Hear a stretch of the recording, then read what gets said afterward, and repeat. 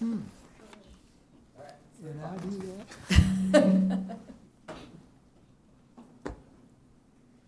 Well, good afternoon and welcome to the February 26th edition of the Board of Library Trustees monthly meeting.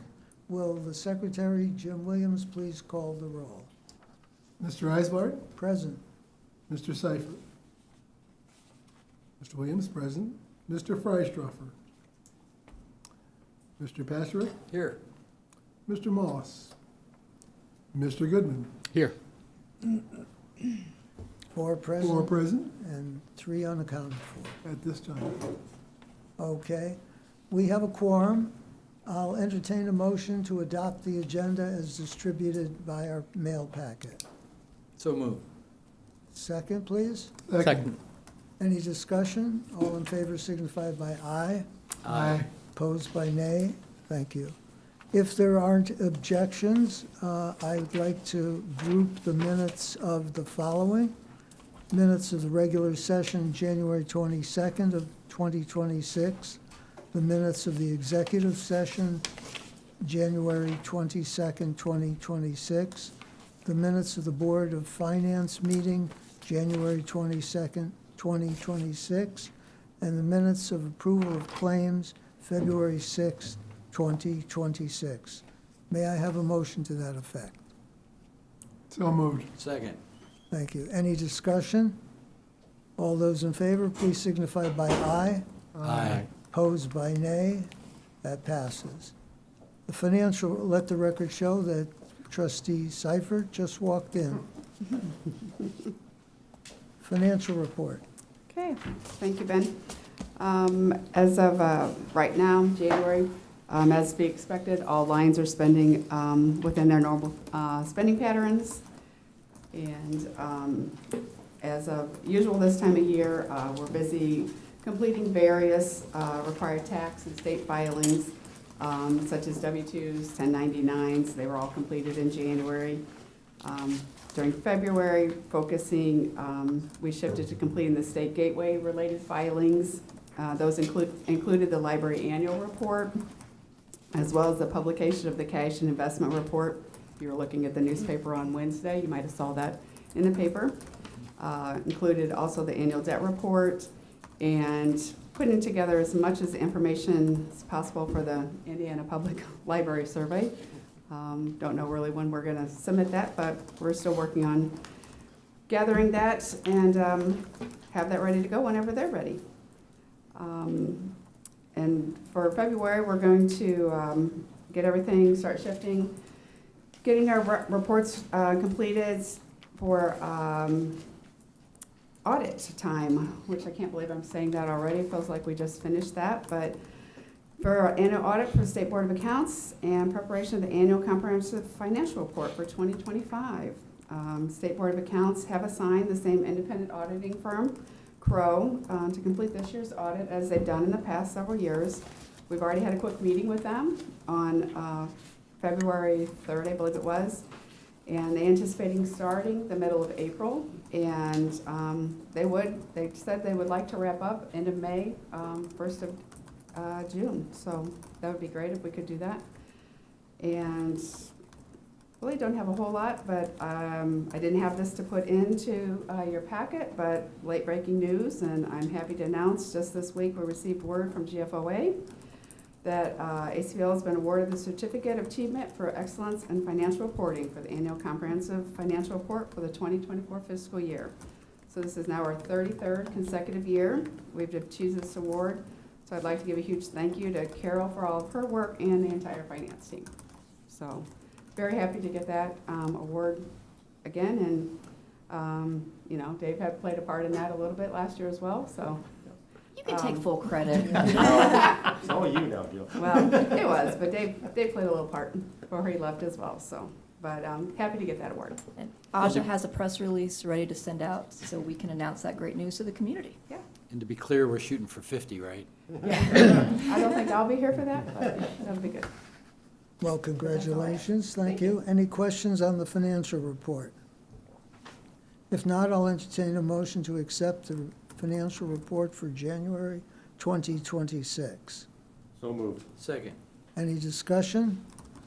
All those in favor, please signify by aye. Aye. And opposed by nay. It passes. Thank you. Let's talk about claims. Okay, claims for today, total a little more than $496,000.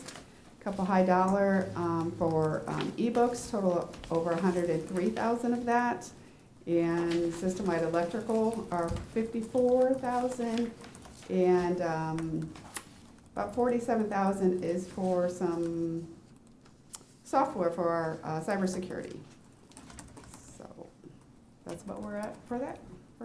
Questions Claims. on the claims? We'll circulate, and can I have a motion to approve? So moved. Second? Second.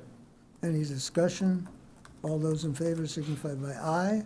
Aye. Opposed by nay. Thank you. We'll pass that around. Committee reports. Marty, you're up.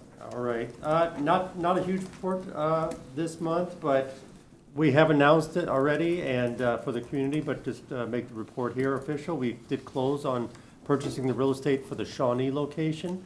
It was back on February 13. We are working with our architects and construction manager regarding basically design and the project phasing. So that will continue to work on that. We are planning for additional opportunities for community engagement. Later this spring and summer, I assume we're coordinating with the architects for that, correct? So hopefully that will go out in public as well. As always, go to the website, which I forget right now, what does it say? What are we calling that website? Link for the construction? acpl.info/youracpl. Thank you. I hope everybody heard that. So, and the design team, just for the board, will be here for the May board meeting, which is going to be at Georgetown, to give us a project update from their end. So we should be hearing from our architects then. Will we have construction then too, or our manager will be there, right, or not? Or is it just going to be the architects? I know the architects will be here. I know Veritas will be here. I'm Okay, not fair. certain about Hagerman. Okay, fair I enough. would suspect, but I don't know that for certain. Okay. But that is our report. Good report. Any questions on the Capital Projects Committee? If not, we'll accept a motion to accept the report. So moved. Second? Second. Any discussion? All in favor signify by aye. Aye. All right. Opposed by nay. Thank you. Approval of senior production assistant job description. And I think most of the trustees know Danielle, but in case you don't, let me introduce you again to Danielle Gleason, who has been with our HR department for many years and is now serving as our interim HR director. Hello. So in your packets, you'll see that we are making a request to make a change to one of our job titles.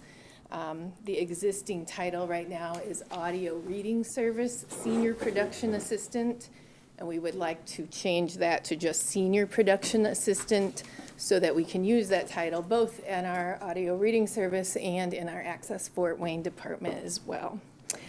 And then with that change, we would like to move one staff member in Access Fort Wayne up to this senior role.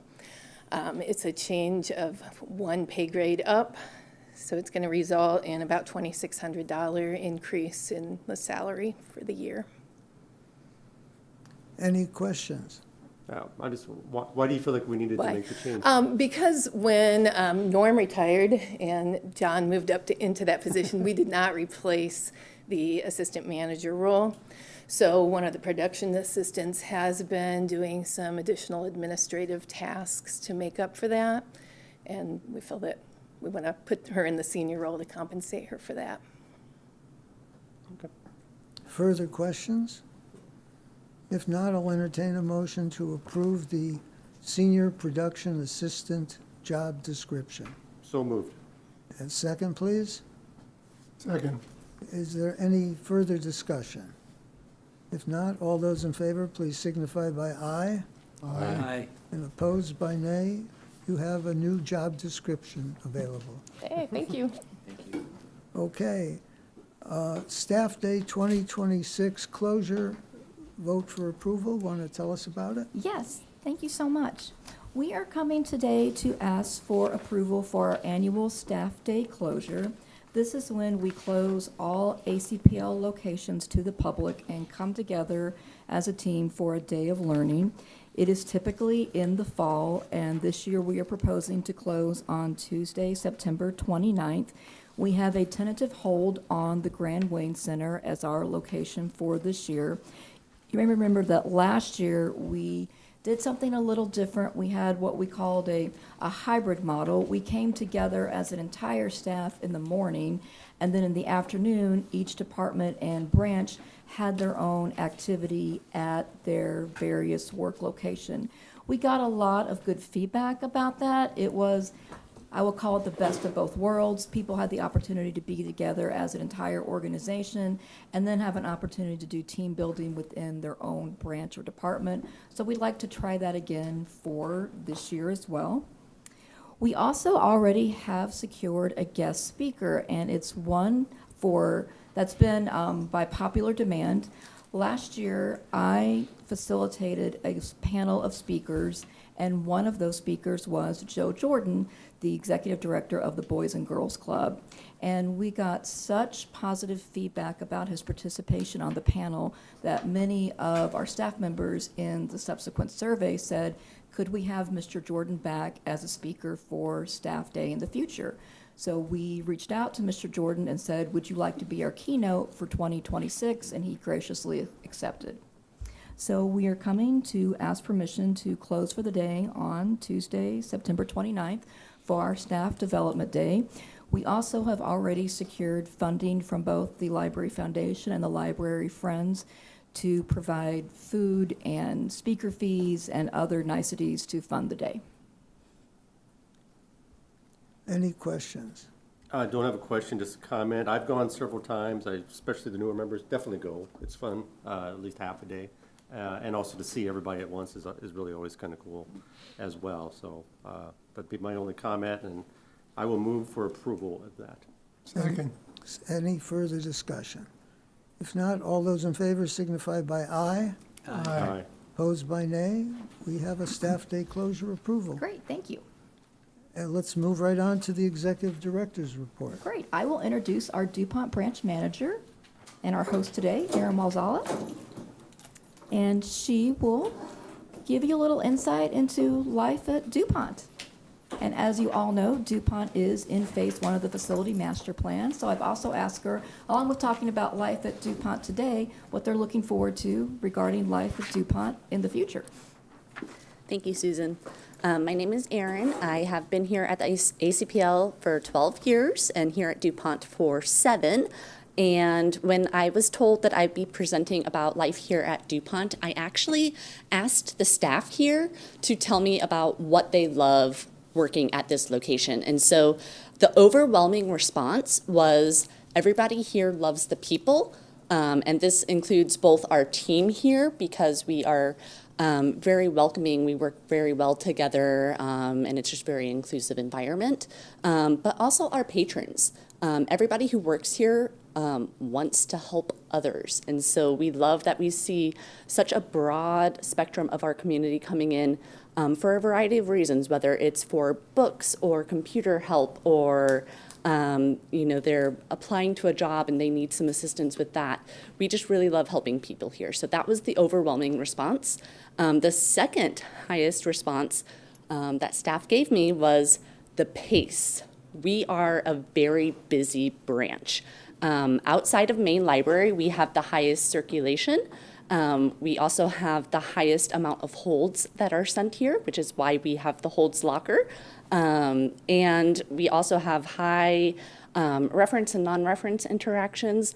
And again, outside of main library, we have a high amount of library card registrations. So we are busy here, and everybody who works here loves being busy. And so that's a couple of things that we also just really, really love about working here at DuPont. A few other things that we love about this branch include our programming. We serve a lot of families with young children here, so our story times are extremely popular. Our registration fills up, and we often have wait lists here for our story times. We also have a very strong All Abilities program, which is a program that works with adults with IDD. This was actually started by the previous manager, Rebecca, and we have taken over that, and we still host it here, and we tend to get in about 40 participants with that every month. So very strong programming here. And then, of course, one of the special features that we still really, really love, even though we've had it for almost 2 years now, is the holds lockers.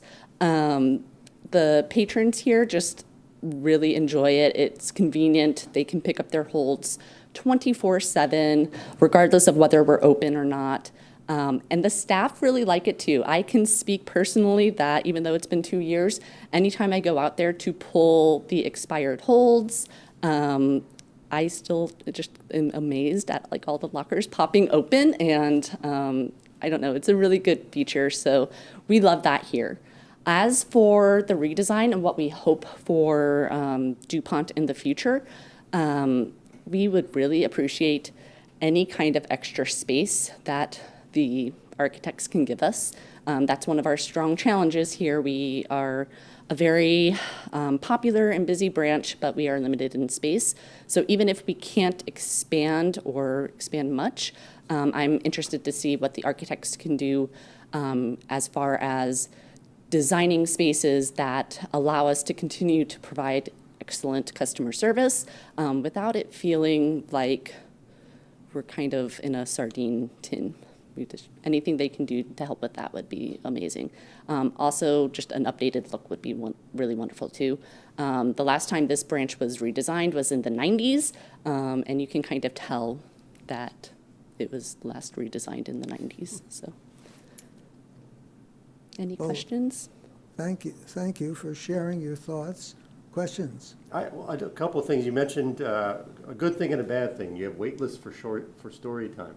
So is that part of what you're hoping the redesign can do, is to get you more space and room for those type of events? Yes, we really hope that we could have a bigger and better area so that we can increase those limits so that we can accommodate more families coming in for story time. I have a comment and a question, Aaron. So I sat outside in the parking lot for 20 minutes before the meeting just to see if I saw activity on the holds lockers. I was amazed how much activity I saw on the holds lockers. I'm really surprised. My question is, aside from space, obviously we hope that's going to get addressed in the next few months, that we'll address some of that. What's another challenge? What's your biggest Another challenge outside of challenge. space? Aside from space, specifically as far as the redesign goes, or just challenge in general? Trying to run this branch, what's your biggest challenge? My goodness. I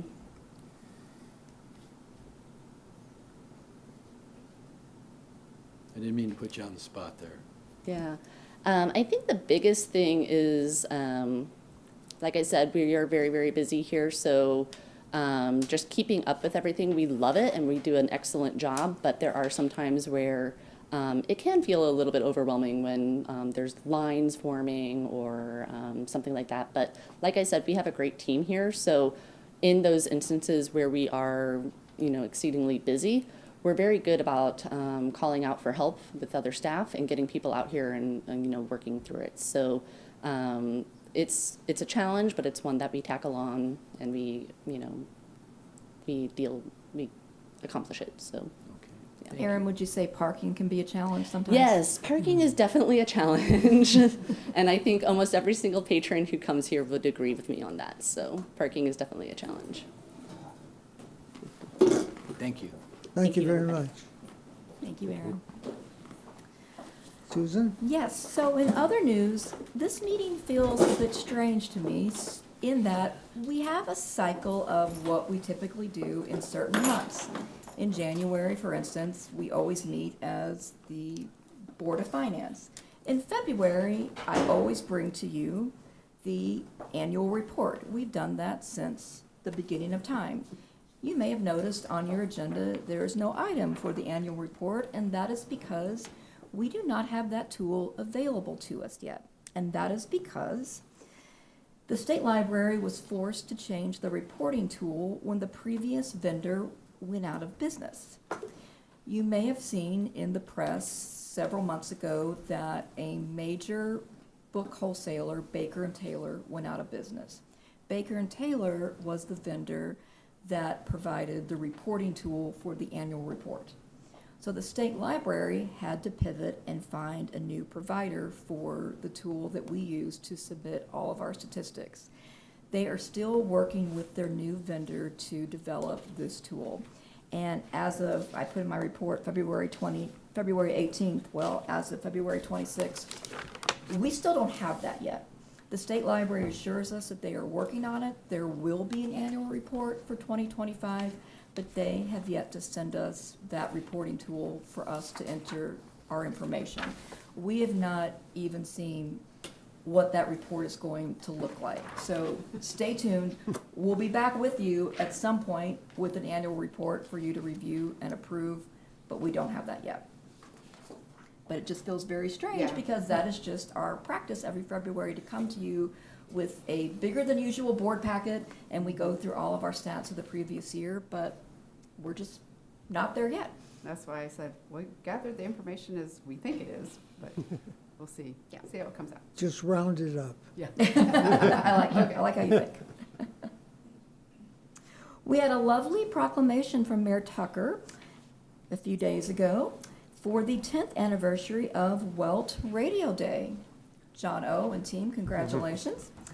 Her mayoral proclamation stated that community radio strengthens civic engagement, cultural connection, and local resilience by amplifying neighborhood voices and fostering community identity.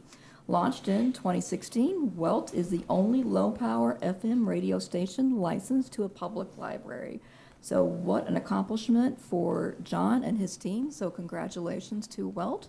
And thank you to Mayor Tucker and her administration for the proclamation. We've been celebrating Black History Month all February with a wonderful lineup of free programs at all of our locations for all ages.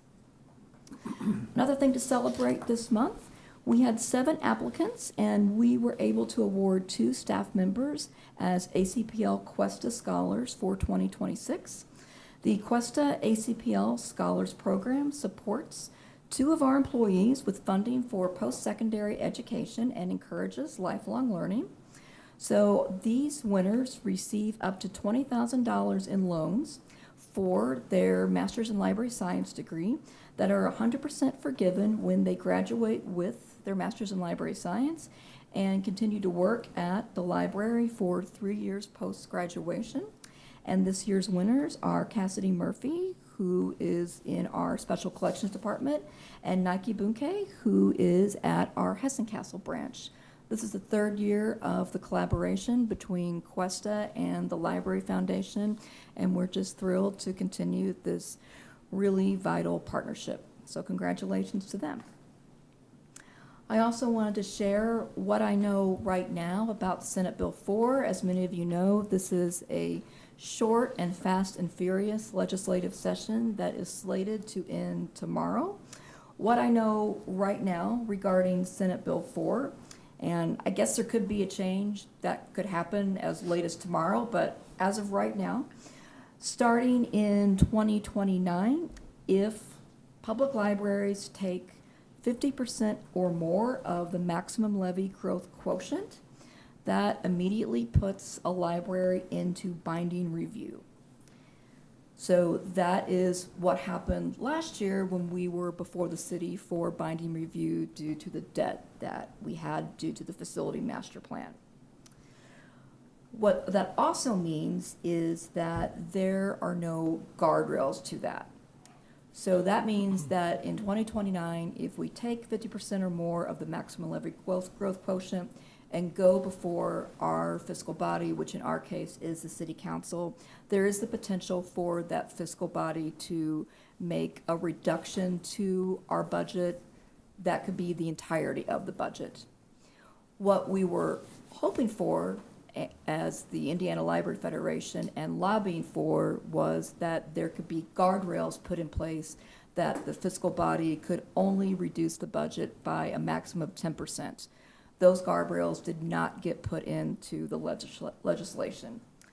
However, this would not take effect until 2029. So there is hope that in these future years, the legislation could be changed and those guardrails could be inserted. But that's what we know now.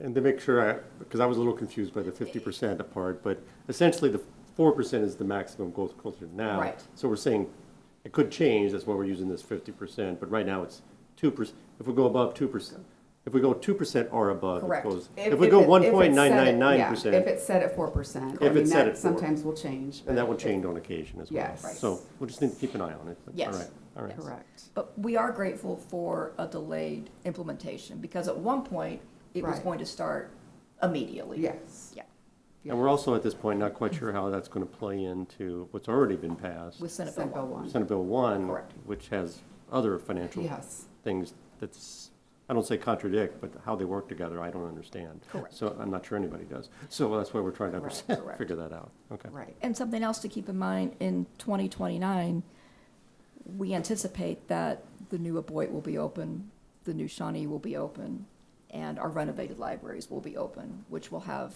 operational needs. Yes. Yeah.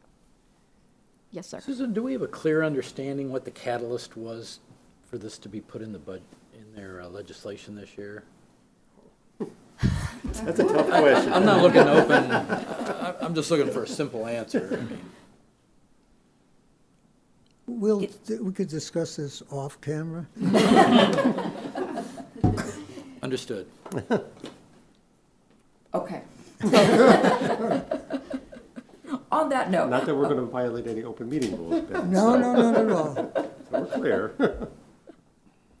On happier news, I'll share with you also this beautiful document that the marketing team put together.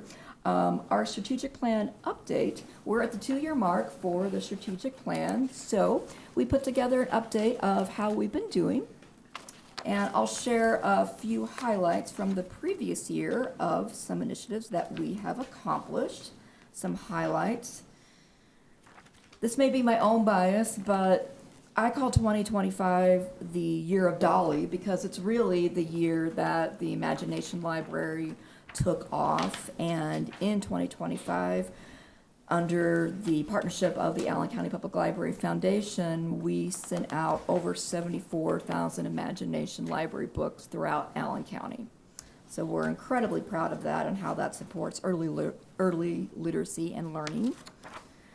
Speaking of early literacy and learning, we expanded Storyscape to Little Turtle, Grable, and Monroeville. And we will soon be expanding that to Waynedale as well. Stay tuned for that. We started in 2025 our Fort Wayne Community Schools Library Card Partnership. We were able to issue over 8,000 library cards to Fort Wayne Community Schools students, and that work continues through 2026, and the goal is to get every student within that school district a library card. We had our incredibly successful and sold out One County, One Book program with Steve Inskeep. We were able to begin bilingual story times, both in Spanish and in German. And we also had major investments in our studio maker spaces throughout the system. And the work continues in 2026. You may have seen this pictured in today's Journal Gazette, but we have recently launched, within the last few weeks, my first library card. You see that? So Did you see the picture in the paper this morning? this morning. Yes. So this is a new type of library card that we are offering to people getting their very first library card. And when I say people, initially the thought was this would be a child's first library card. But it's been so popular that we've had a few adults getting their first library card saying, we love this design so much, we want this as well. And we thought, well, there's really no age limit to this cute little bookworm. So now we are kind of already rebranding it as your first library card for children of all ages. One of our big stretch goals for the strategic plan is to saturate the market and try to work toward having 75% of Allen County's population getting a library card. We always knew that was a stretch goal, and we might not achieve it, but I don't think there's any shame in not achieving it as long as we're steadily working toward that goal. And as long as we're closer to it than we were before, I'll be very proud. And this is one way that we try to get closer to it, is to make getting that library card even more exciting and engaging. And that's one way to do it. So we're really proud of this. And in the just few weeks that we've launched it, it's been a great success. So much so that even adults want a card that was initially marketed to children. Susan? Yes. The goal 75%, where do Yes. we stand right now? Any updated numbers on that, Aja? We were just over About 50%. 51 last time, I thought. Do, hold please. So and it's hard to know because we're in the middle of a lot of record cleanup Yes. also. So we track weekly, the marketing team tracks weekly en route towards an annual goal. So our annual goal this year is 24,000 new card holders. And we are at, run a math here real fast. Almost 2,300 for the year so far. And so we check that every week. We check that against people who fall into what we call an inactive status. They've been inactive for a certain amount of time. So our goal is keep those at a minimum and keep the new card holders at a maximum and at a steady rate. And engage them all along their journey with us. So we are on track to hit our goal for the year. And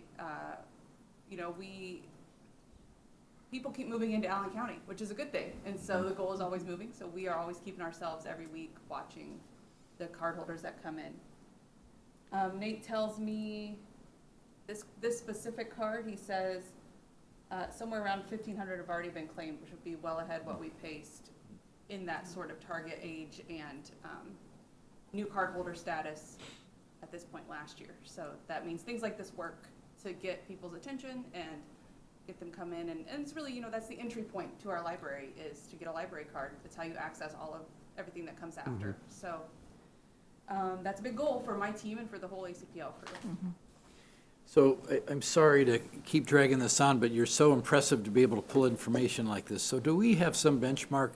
How did we look 5 years ago or 10 years ago? Are we trending at what rate?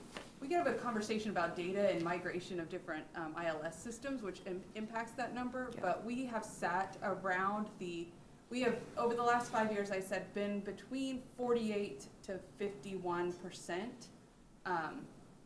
And yeah, so, and because we do record cleanup, which is so important because we don't want people's information in there if it's not accurate. That causes us to have a little bit of a loss each year. So I would expect that this year's data that we submit to the state library will be similar to the year prior's, despite adding about 25,000 new card holders last year, just because of that cleanup and some discrepancies in data when we brought over into our new ILS system. But we will be at 3 years in the new ILS system this fall, and so that's when we can start really having some solid, we will know that all of the data is solid, and then we can start doing some more tracking, and when we'll be staring down another strategic plan before we know it, we'll be able to have some more solid goals there too, I think. I think 75 is a stretch goal. It is attainable, but it would be far outside the realm of what most libraries are capable of accomplishing.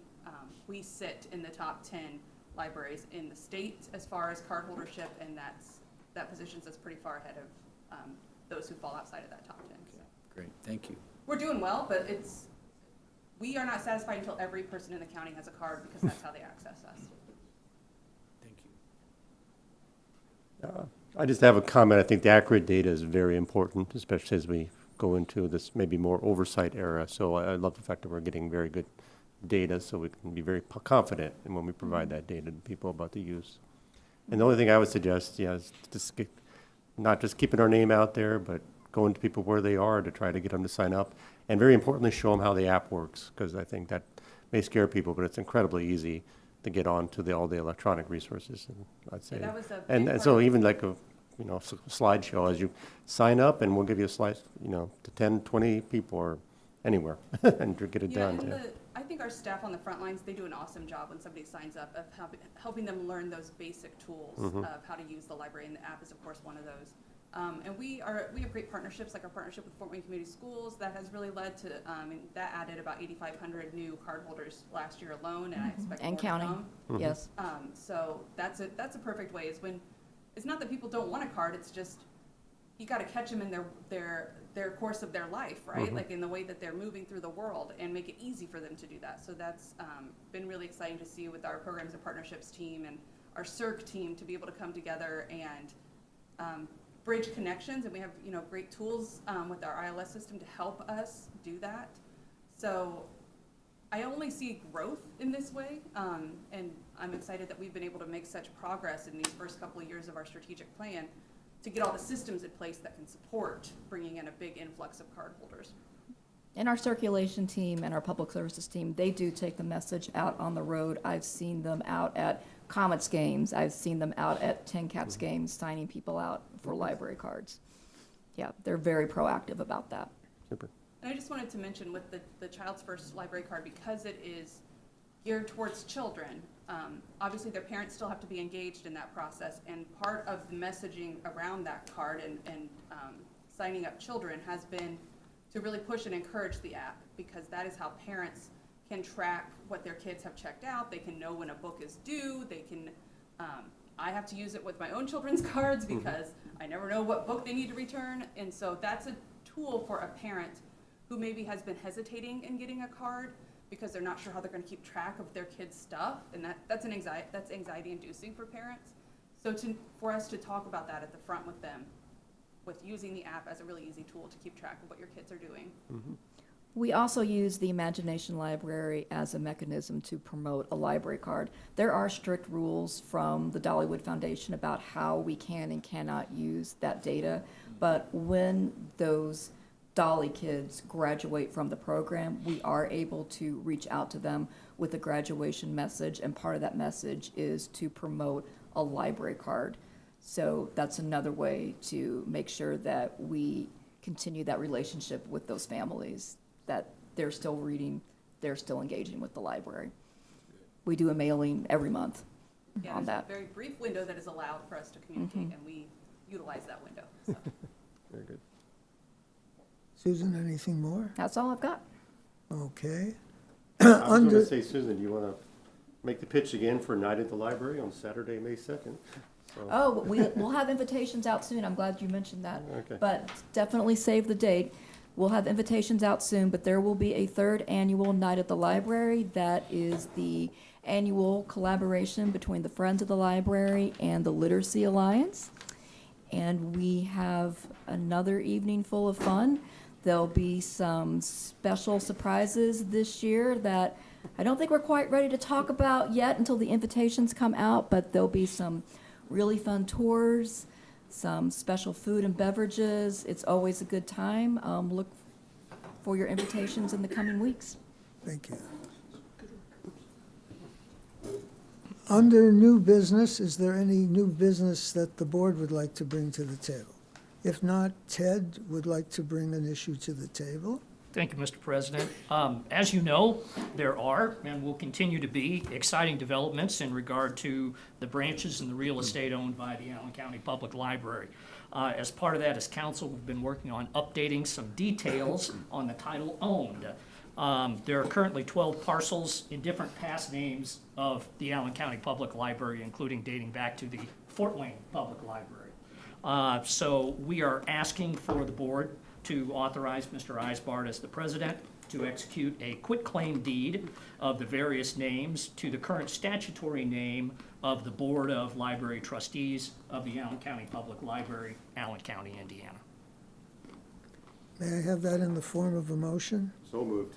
And a second? Second. Any discussion? We understand I'm going to sign my name and, okay. All right, all, To be clear, this is really just a housekeeping It issue, is right? We're just- correct. It's an administrative detail. We've learned more and more as we've transferred real estate from the building corporation, and it's an administrative detail. But because it involves real estate, I would be much more comfortable having a motion to authorize the president to do that. But yes, it's an administrative detail as we go through this process. If there are no other questions, all those in favor, please signify by aye. Aye. Opposed by nay? Well, you have our quitclaim, or whatever it's called. It is Okay? called that.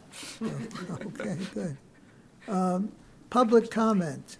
Do we have anybody over the wires? Nobody in the room that's part of the non-library public? Okay.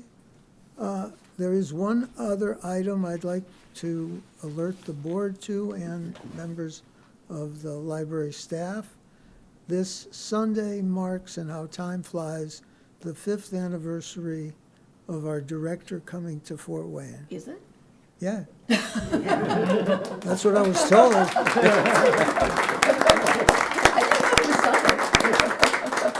And a round of applause isn't enough thanks to say you have brought to the community a wonderful attitude, a progressive model of what a library of the 21st century should be, and an excellent steward of this legacy of our library that goes back In fact, Kurt, if you want to tell us a little bit about the history of the library? How much time do we have? How much time you got? Well, we'll hold that for her 6th anniversary. Susan, thank you for being with Thank us. You're here. After Time that, flies. I'll entertain a motion. We adjourn. We have an executive session immediately following this. So moved. Second? All Second. those in favor signify by aye. Opposed, nay. Thank you very much. Executive session in 5 minutes.